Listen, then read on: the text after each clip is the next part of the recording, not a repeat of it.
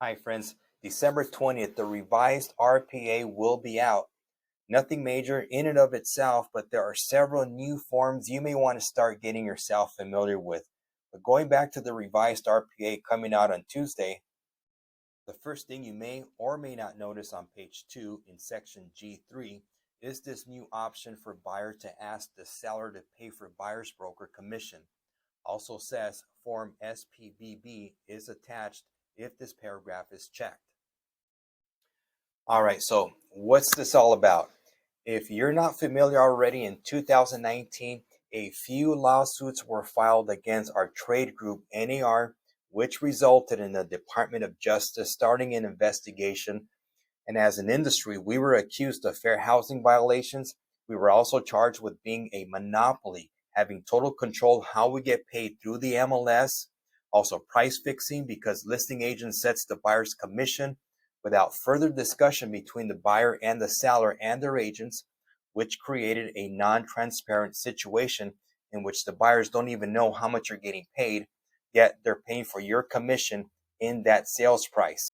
We were also accused of steering, for example, agents not showing certain properties because of the amount of commission offered to buyer's broker was lower than what they were looking to get paid, just to name a few. The case Sitzer and Winger versus NAR and others, which include major franchises such as Keller Williams, Remax, Realogy, which is Century 21, Coldwell Banker, goes to trial in February and is set for a 6-week trial. It is anticipated that there will be a decision made at the end of this trial. And from what I hear, the judge has not been highly supportive of NAR's position. So if NAR loses here, there will be an injunction for NAR to remove cooperating broker compensation off the MLS, which means no more commissions offered to buyer's brokers in the MLS. So if you want to secure a commission as a buyer's agent, you're going to need a buyer's broker agreement with your buyer.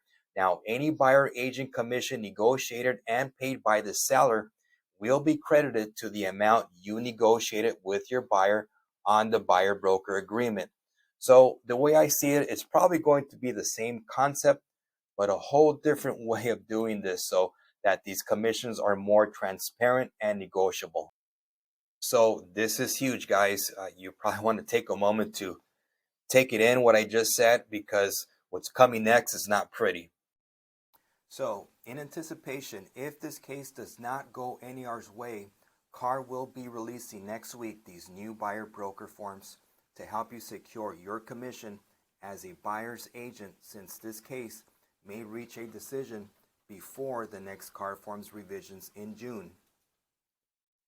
These forms are not mandatory since the case against NAR is not finalized, but you may start using them if you want to start getting used to these forms and a new way of doing things. CAR will be eliminating the current versions of the buyer-broker agreements. Currently we have like the exclusive and non-exclusive buyer-broker agreements. Well, they're going to be replaced by this BRBC form. This is the form you may need to come to an agreement with your buyer before you start showing properties. The Anticipated Broker Compensation Disclosure Form ABCD.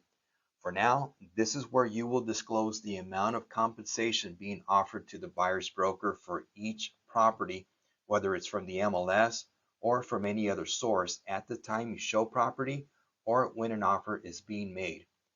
With this form, it will no longer be a secret how much commission you will be getting paid as the buyer's agent. So this is the form mentioned on page 2 of the RPA, the SPBB form, otherwise known as the seller payment to buyer's broker. This is the form you would attach with the offer being submitted to request seller to pay for buyer's broker commission. First, you would disclose how much commission was agreed in that buyer's broker agreement.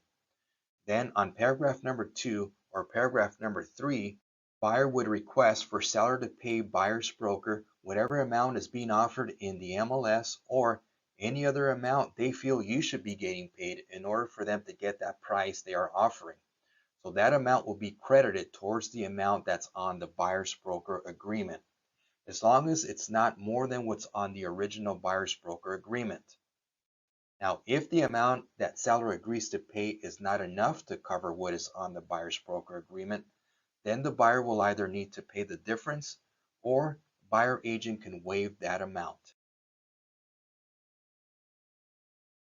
And the last one I want to go over is the cancellation of buyer representation, the COBR form. By the way, the new buyer broker agreement by default may be unilaterally canceled, which means either the buyer or the broker may cancel the agreement unless it's checked that it can only be canceled by mutual agreement.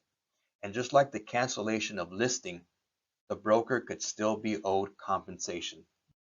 So there it is, friends. Just a quick overview. My recommendation is to start wrapping your mind around this in case this trial does not go NAR's way. If you have any questions, please feel free to reach out to me. Our goal as your transaction coordinator is to make sure you understand how to use these forms in case they become mandatory. If you found this information informative, can you please share this video with your colleagues? Next week, I will continue to go over some more changes that are coming out Tuesday, December 20th.